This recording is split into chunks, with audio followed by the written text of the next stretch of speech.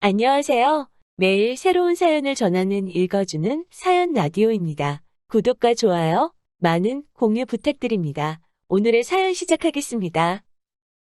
안녕하세요. 남편과 이혼 소송 중인 30대 여성입니다. 사실 지금 이 사연을 쓰기 위해 어쩔 수 없이 남편과의 지난 기억을 곱씹어 봤거든요. 그런데 정말 치가 떨린다는 말이 이런 건가 싶네요. 한때는 저보다 남편을 잘 아는 사람은 없을 거라고 생각했거든요. 그런데 정말 열길물 속은 알아도 한길 사람 속은 모른다더니 옛말 틀린 게 하나 없네요. 남편과는 대학에서 만났습니다. 교양 수업에서 처음 만났는데 당시 남편은 1학년 저는 4학년이었지요. 그렇다고 남편이 저보다 연하인 것은 아니에요. 원래는 대학에 갈 생각이 없어서 먼저 군대를 갔는데 군대에서 깨달은 바가 있어 뒤늦게 수능 공부를 했다나요. 그래서 남들보다 늦은 24세 나이에 대학에 들어왔고 그렇게 졸업반이었던 저를 만난 거지요. 남편은 나이 차이 때문인지 동기들과 어울리는 걸 불편해했어요. 동갑이었던 저나 제 동기들을 상대적으로 편하게 느끼는 것 같더라고요.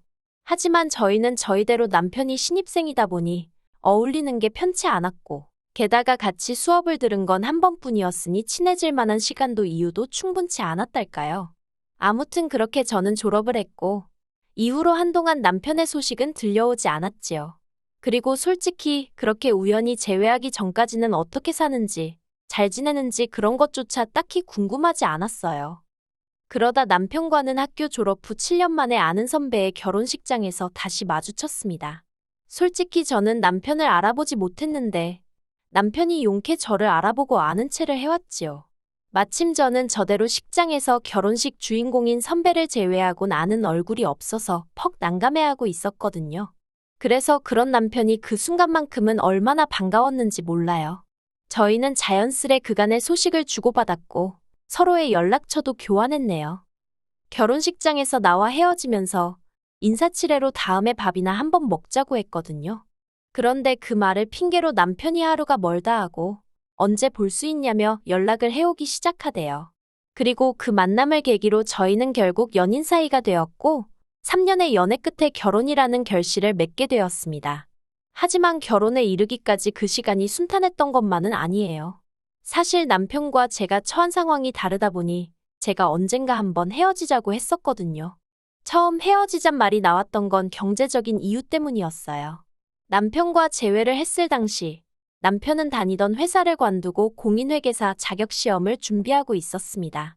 반면에 저는 대학교를 졸업하자마자 취업에 성공해 회사원으로서 비교적 안정적인 생활을 이어가고 있었지요. 그리고 사정이 그렇다 보니 데이트를 하게 되면 아무래도 제가 비용을 많이 내게 되더라고요. 그게 아니면 먹고 싶거나 가고 싶은 곳을 다음으로 미루거나 포기를 해야 했고요. 그런데 이런 데이트 방식이 저에게는 솔직히 부담스러웠던 게 사실이에요. 그래서 남편에게 일단 시험에 합격하고 나서 다시 만나자고 조심스레 애둘러 이별을 고했습니다. 그리고 저는 남편도 이런 제 사정을 충분히 이해했을 거라 생각했어요. 하지만 그게 아니었던 모양이에요. 헤어진 지 일주일도 되지 않아서 남편이 저희 집 앞으로 찾아왔거든요. 퇴근하는 저를 붙들고는 엉엉 울면서 공부에 집중을 할 수 없답니다. 안 지나서나 제 생각만 난다고요. 그러면서 자기 시험 끝날 때까지만 옆에 있어주면 안 되겠냐는 거예요. 사귀는 내내 가진 것도 없으면서 자신만만하던 사람이었는데 그렇게 무너지는 모습을 보여줄 줄은 몰랐어요. 그래서 마음 같아선 정신 차리라고 모질고 매정하게 말해주고 싶었는데 그 말을 차마 입 밖으로 꺼낼 수가 없었네요. 그래서 유야무야 다시 사귀게 되었습니다. 하지만 결국 남편은 1차 시험조차 통과하지 못했어요. 그 원망은 오롯이 저에게 돌아왔고요. 제가 자기를 불안하게 해서 자기가 수험 기간 내내 마음 편히 공부에 집중할 수가 없었다나요. 어이가 없고 억울하긴 했지만 헤어지자고 했던 건 사실이었잖아요. 그리고 그때는 정말 제가 남편에게 세뇌라도 당했던 건지 실제로 미안한 마음이 들기도 했고요. 그래서 한 번 더 해보겠다는 남편에게 열심히 해보라는 말 외에는 달리 할 수 있는 말이 없었습니다. 지금 생각해보면 남편이 뭐라건 간에 어쨌든 시험은 끝났으니 약속대로 헤어지자 했어야 했는데 말이지요. 아무튼 그렇게 남편은 1년의 시간을 다시 한번 시험에 쏟아부었어요. 하지만 결과는 달라지지 않았지요.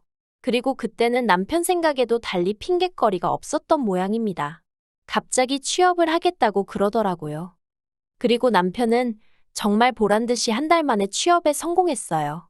비록 이름난 대기업은 아니었지만 그래도 꽤 건실한 무역회사였지요. 결혼식을 올리고 나서야 아버님 지인이 계약직으로 채용해 주신 걸 알게 되었지만 아무튼 그때는 한 달도 안 돼서 직장에 들어가는 걸 보고는 평생 믿고 같이 살아도 되겠다는 생각이 들더라니까요. 이후로 남편과 저는 비로소 평범한 어느 다른 연인들처럼 좋은 데도 가고 맛있는 것도 먹으며 연애다운 연애를 했습니다. 지난 2년이 고생스러웠기 때문인지 뭘 해도 즐겁고 재밌더라고요. 그리고 그런 와중에 자연스럽게 결혼 이야기가 나왔습니다. 3년의 연애 중 가장 좋았던 시기였으니 재보고 말고 할 것도 없었지요. 결혼 준비를 시작하고서 서로 재정 상황을 오픈했는데 남편은 저보다 사회생활도 늦게 시작한 데다가 수험 기간도 있다 보니 모아둔 돈이 많지는 않더라고요. 까놓고 말해서 제가 모은 돈의 절반도 되지 않았지요. 그리고 저도 평범한 사람이다 보니 겨우 이 돈 가지고 결혼하자는 소리를 한 건가 그런 생각도 들더라니까요. 솔직히 생각지도 못한 문제가 특히나 금전적인 부분에서 하나둘씩 발견되다 보니 결혼을 하는 게 맞나 싶더군요. 파혼까지는 아니더라도 남편이 좀 더 돈을 모은 다음에 식을 올리는 게 낫지 않을까 그런 생각도 들었고요. 그런데 동시에 남편이든 누구든 제가 돈 때문에 결혼을 미룬다는 사실을 알게 되면 저를 속물이라고 욕하진 않을까 그런 걱정이 되는 거예요. 불과 몇 년 전인데 생각이 많이 어렸던 거지요. 그래서 딱 잘라 결단을 내리지 못하고 전전긍긍 혼자 고민만 했어요. 하지만 혼자 아무리 생각을 해봐도 별다른 뾰족한 수가 없더라고요. 그래서 하는 수 없이 친정부모님께 어떻게 하면 좋을지 조언을 구했네요. 저희 친정부모님은 서울에서 20분 거리에 위치한 경기도에 살고 계세요. 친정아버지께서 몇 년 전 주식으로 이익을 많이 내셔가지고 생각보다 일찍 회사를 나오셨거든요. 그리고는 일찍이 사두셨던 땅에다가 지금의 전원주택을 지으셨어요.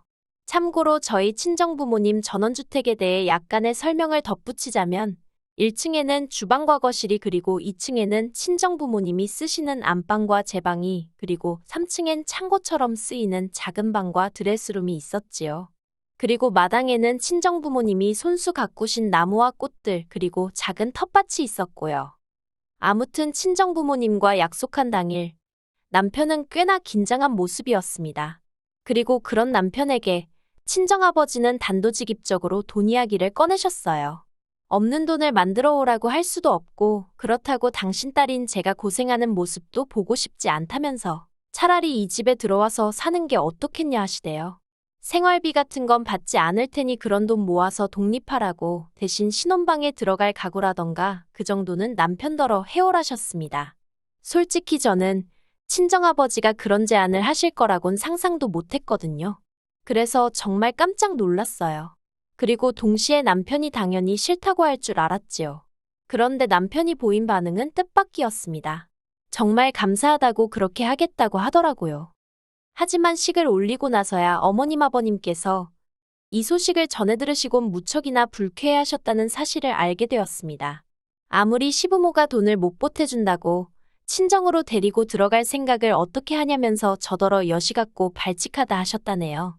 남편은 자기가 제 편을 잘 들어주었기 때문에 별일 없이 지나갈 수 있었던 거라며 마치 저를 꽤나 위해줬단 식으로 이야기를 했지만 솔직히 저는 너무 황당해서 할 말을 잃을 지경이었어요. 하지만 이미 식까지 올린 상황에서 어머님 아버님께 따지고 들며 시시비비를 가리자고 할 수도 없잖아요. 그래서 그냥 그 일은 가슴에 묻었습니다. 남편과의 결혼 생활만 놓고 보면 크게 모난 구석도 없었고요. 친정부모님의 배려 덕분에 돈도 착착 모여가고 이대로라면 한 2, 3년 후에는 그럭저럭 독립할 수 있겠다 싶었지요. 하지만 이러한 행복은 오래가지 않았네요. 결혼한 지 1년 만에 친정아버지가 간암으로 세상을 떠나셨거든요. 지금도 생각하면 꼭 제 잘못인 것만 같아서 목이 메이고 마음이 무거워집니다. 젊은 시절부터 고생을 많이 하셨다는 친정아버지께서는 그래서인지 웬만한 일들은 가족들에게 말하지 않고 혼자 속으로 삭히시는 편이었어요. 아픈 곳이 있어도 말씀하지 않으셨고요. 그리고 언젠가 친정아버지의 안색이 평소와는 달리 보이는 거예요. 그래서 혹시 어디 불편하신 데가 있냐고 물었더니 근래에 소화가 잘 안 되었다고 하시대요.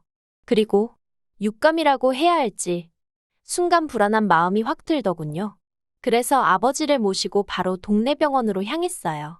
그런데 동네 병원에서 여기저기 살피더니 당장 큰 병원으로 가라고 하는 거예요. 그리고 그렇게 집에서 1시간쯤 떨어진 대학병원에서 저희는 전혀 생각지도 못한 이야기를 듣게 되었습니다. 친정아버지께서 간암이라고요. 평소 술 한 방울 입에 대지 않으시던 분이라서 당장 아버지 본인도 그리고 같이 갔던 저와 남편도 오진 아니냐고 의사에게 화를 냈었을 만큼 믿기지 않는 결과였어요. 하지만 이후로 아버지는 정확히 30일 만에 세상을 떠나시대요. 친정아버지의 죽음 이후로 친정어머니는 눈에 띄게 수척해지셨습니다. 식사도 거의 하지 않으셨고 밤에는 잠도 제대로 이루지 못하시는 눈치였어요. 그리고 솔직히 저도 친정아버지가 떠나서 너무 슬프고 힘들었거든요.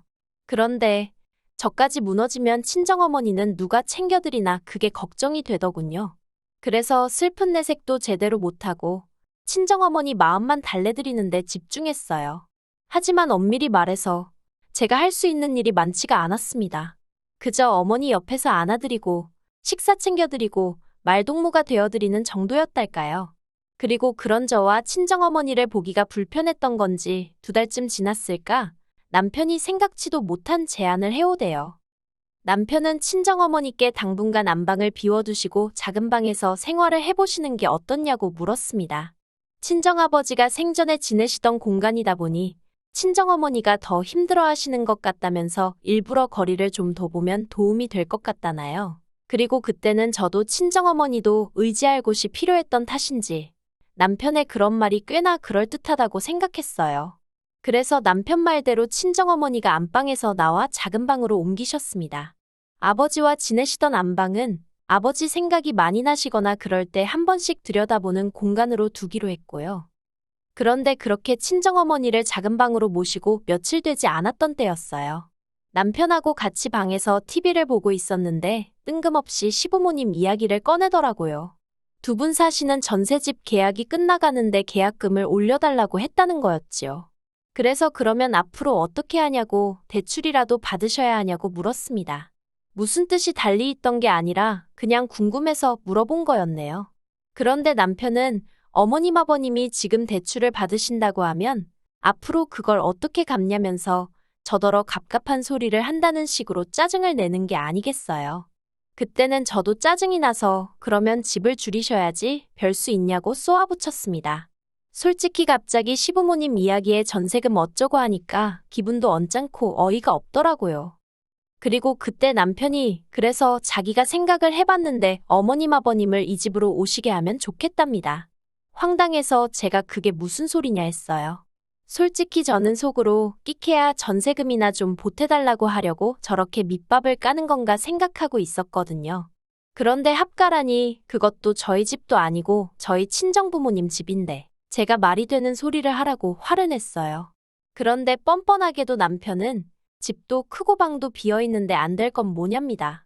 언제까지 안방을 비워둘 수도 없는 노루산이냐면서 자기가 보니까 저희 친정어머니가 작은 방에서 생활하는 것도 불편해하지 않으시는 것 같다나요. 그러면서 이참에 안방은 시부모님께 내어드리자는 거예요. 그 말을 듣고 솔직히 저도 모르게 순간 손이 먼저 나갔어요. 남편 뺨을 때리면서 정신 차리라고 소리를 질렀지요. 당장 내일이라도 다시 친정어머니 안방으로 가시라고 할 거니까 그런 말도 안 되는 망상은 진작에 때려치라고 아주 고래고래 소리를 질렀습니다. 친정아버지 돌아가신 지도 얼마 안 돼서 힘들어하는 와이프한테 지금 합가를 운운하는 것도 부족해서 어디다 누구를 살게 하겠다는 거냐고. 그리고는 제가 남편더러 뻔뻔해도 정도가 있어야 할 거 아니냐고 화를 냈네요. 그러자 남편도 저를 한 대 때릴 기세로 손을 들더니 이제 장인어른도 돌아가셨고 이 집의 남자라곤 자기 하나 아니냐면서 앞으로 큰 결정은 자기 뜻에 따르랍니다. 그리고는 욕을 하고 1층으로 내려가는데 정말 내가 알던 사람이 맞나 싶을 정도로 사람도 달리 보이고 한마디로 어찌할 바를 모르겠대요. 솔직히 이후로 남편이 꼴도 보기 싫었어요. 남편이 벗어놓은 양말 한 짝까지 다 갈갈이 찢어놓고 싶었을 만큼 남편이 싫었네요. 하지만 하루 종일 집에 계시는 친정어머니께 남편이 행여나 해코지라도 하지 않을까 걱정도 되었고, 그래서 일단은 이혼이고 뭐고 그런 건 생각도 못하고 오로지 친정어머니만 챙기느라 마음이 급했습니다. 그렇다 보니 원치 않았어도 남편 비위를 맞춰주는 일이 생겼고, 그러니 남편은 남편대로 제가 자기한테 시쳇말로 쫄았다고 생각했나 봐요. 날이 갈수록 아주 자기가 이 집에서 모나되는 것 마냥 주인 행세를 하질 않나. 정말 가짠터라니까요. 그리고 기어이 남편이 저를 폭발하게 만들었습니다. 그날은 친정어머니의 생신이었는데 원래대로면 집에서 한상 차려드렸을 거예요. 하지만 남편 때문에 그러고 싶지가 않대요. 음식을 차려놓으면 남편도 처먹을 텐데 그 꼴이 보기 싫었거든요. 이렇게 쓰면서 돌이켜보니 정말 남편이 싫었던 모양입니다. 헤어지는 건 하루 이틀 시간 문제였던 거지요. 아무튼 그래서 친정어머니를 모시고 고급 레스토랑으로 향했어요. 식사를 마치고는 친정어머니 아래 위로 옷 한 벌도 해드릴 생각이었지요. 그런데 식사를 마치고 차에 올라탔는데 어머니가 속이 별로 안 좋다고 하시는 거예요. 쇼핑도 생각이 없으시다고 그냥 집으로 갔으면 좋겠다고요. 그리고 생각해보면 정말이지 친정어머니 덕분에 살았다고 해도 과언이 아닙니다. 아쉬운 마음을 뒤로하고 집에 도착했을 때였어요. 현관에 들어가는데 집안이 시끌시끌. 이게 무슨 일인가 싶대요. 그리고 2층에서 저는 충격적인 장면을 보았습니다. 안방에서 남편이 어떤 아저씨와 친정부모님 가구를 드러내고 있는 게 아니겠어요. 옆에는 시부모님이 서 계셨고요. 제가 황당해서 이게 무슨 상황이냐고 물었습니다. 그러자 남편이 시부모님 모시고 온다고 했던 거 생각 안 나냐고 되려 저에게 소리를 치대요. 그래서 남편 옆에 있던 아저씨에게 여기 집주인이 저희 어머니신데 지금 누구 허락을 받고 이러고 계시냐고 물었습니다. 그러자 그 아저씨가 화들짝 놀라면서 하는 말이 여기 젊은 사장님이 자기 집이라고 했다면서 기존 가구 다 빼서 처분하고 시부모님 짐으로 채우라고 그랬다는 거예요. 이삿짐차도 근처에 거의 다 도착했다나요. 제가 친정어머니더러 작은 방에 가 계시라 했습니다. 경찰도 부르라고요. 시부모님은 시부모님대로 이게 무슨 상황이냐면서 저에게 소리를 지르기 시작하셨습니다. 이제 와서 여기 못 산다고 하면 당신들은 어디로 가란 이야기냐며 여기 살게 되는 줄 알고 짐도 다 빼왔다고 못 나간다고 배째라 하시대요. 그리고는 원래 아들 없는 집에서는 사위가 아들 노릇하는 거고 장인이 죽었으면 이 집 가장은 자기 아들이 맞는 건데 그러면 아들이 자기 부모 좀 모시고 살 수도 있는 거랍니다. 결국 안 되겠다 싶어서 돈 한 푼 없이 아들만 맨몸으로 덜렁 장가 보내놓고 이제 와서 사돈 재산을 탐내시냐 했습니다. 이래서 수준 안 맞는 집구석하고는 상종을 말았어야 한다고. 저도 그런 말까지 제가 하게 될 줄은 몰랐어요. 그러자 남편이 저를 때리려고 또 다시 손을 들었는데 그건 다행히 옆에서 짐 빼고 계시던 아저씨가 무슨 짓이냐며 남편을 막아서 주셨지요. 듣자 하니 지금 막무가내로 남의 집에 눌러 앉겠다 하는 것 같은데 그러는 거 아니라면서 제 편도 들어주셨고요. 그리고 그때 경찰이 도착했습니다. 왜인지 그 아저씨는 저보다 더 열과성을 다해서 경찰에게 상황 설명을 하시더라고요. 나중에서야 제가 자기를 고소하기라도 할까봐 걱정이 되기도 했고 당신도 시집 보낸 딸이 있어서 그랬다는데 아무튼 감사한 일이었지요. 경찰의 개입으로 상황은 일단락이 되었습니다. 친정어머니가 남편에게도 시부모님에게도 당신 집에 있는 거 싫으니 나가달라고 하셨고 경찰도 집주인이 싫다 하면 별 수 없다면서 짐 챙겨 나오라고 했거든요. 어머님 아버님이 저희 어머니더러 심보가 그래서 남편이 일찍 죽은 거라 막말을 하시길래 저도 두 분 말씀하시는 거 보니 왜 집구석이 그 모양 그 꼴인지 알겠다고 받아쳐버렸네요. 그 나이 되도록 뭐하고 사셨길래 아들 재산도 아니고 사돈 재산에 침을 바르려고 하냐고요. 그러자 남편이 경찰이 있는데도 또 손을 들어서 경찰에게 제지를 당했고 난장판도 그런 난장판이 없었습니다. 그리고 이후로 저는 남편을 고소했고 이혼 소송을 시작했어요. 서로 못 볼 꼴을 다 본 상황이라서 웬만하면 협의 이혼을 하려고 했는데 친정아버지가 친정어머니 앞으로 남긴 그 전원주택의 절반을 자기에게 달라는 말도 안 되는 소리를 짓거리면서 버텨가지고 방법이 없었네요. 그래도 제가 이길 거란 확신이 있기에 지금 이 시간이 지겹긴 해도 걱정은 되지 않습니다. 그리고 친정어머니는 친정아버지와의 추억이 그립고 아쉽지만 집을 팔기로 하셨어요. 집을 팔고 서울에 있는 아파트를 사서 저랑 둘이 살기로 했거든요. 하늘에 계신 친정아버지께서도 충분히 이해해 주실 거라 믿습니다. 한편 후기라고 해야 할지 멋대로 전세 빼서 서울에 살림살이 다 싸들고 올라오신 어머님 아버님은 결국 반지하 빌라에 전세로 다시 들어가셨고요. 남편도 거기 같이 사는 눈치예요.